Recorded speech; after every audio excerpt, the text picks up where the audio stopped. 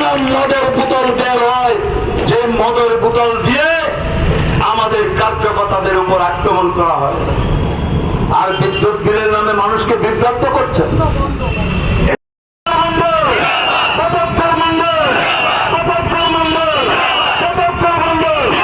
সকলকে ধন্যবাদ। 25টা বছর এখানে চালিয়ে গেছে, আপনারা সবাই এটা অবগত রয়েছেন।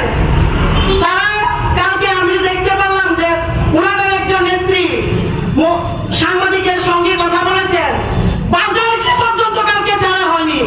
বিদ্যাসাগর বাজারের অগণিত ব্যবসায়ীরাও নাকি ওই ঘটনার সঙ্গে সংযুক্ত হয়েছিল।